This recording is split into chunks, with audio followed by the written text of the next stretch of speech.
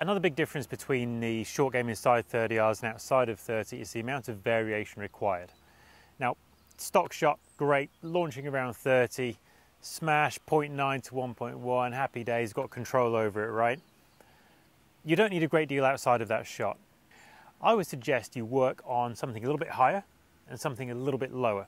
We're talking not massive amounts. Let's say my stock is 30, I'm gonna have a 35 and a 25.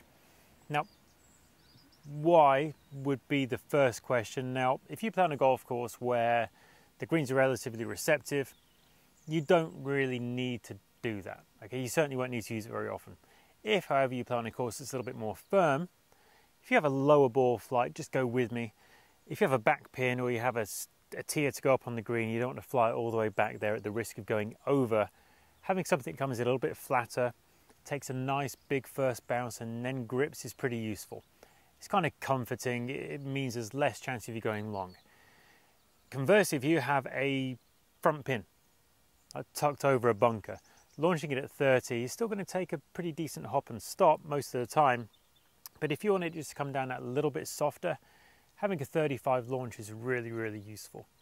Okay, now this is not going to be rocket science nor brain surgery in how to do this.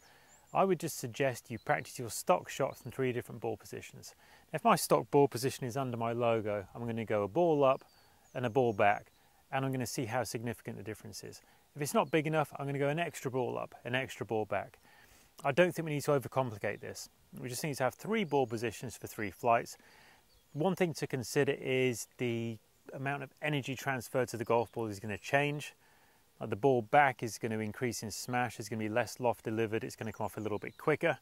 The higher one is going to come off a little bit slower. So you need to know when to put your foot on the accelerator for the high one, or just ease off a little bit for the lower one. Let's have a go at all 3. Got the quad out as usual. I'm going to try and hit something relatively stock, slightly fluffy lie there, it might pop up a little bit. Let's see what we can get. Yeah, it went up, it's probably 35-ish. Yeah, pretty much called it. Okay, we're going to go in a little bit lower, so I'm just going to shove the ball back 1 golf ball or so, try and make the same motion, see what happens with the trajectory. Definitely flatter, more of a skip. Yeah, brought it down by 5-6 degrees, so quite a lot. And we're going to go up, so we're going to go low, going to go up a golf ball. A little bit more speed because the ball speed is going to be lower. Yeah, much more floaty. All came down in a pretty similar spot, so launch went up by 4.5 degrees. Loft changes signify that, strikes are all reasonable, attack got more shallow as it went up, got a little bit steeper as it went back, all these little things that certainly will make a difference.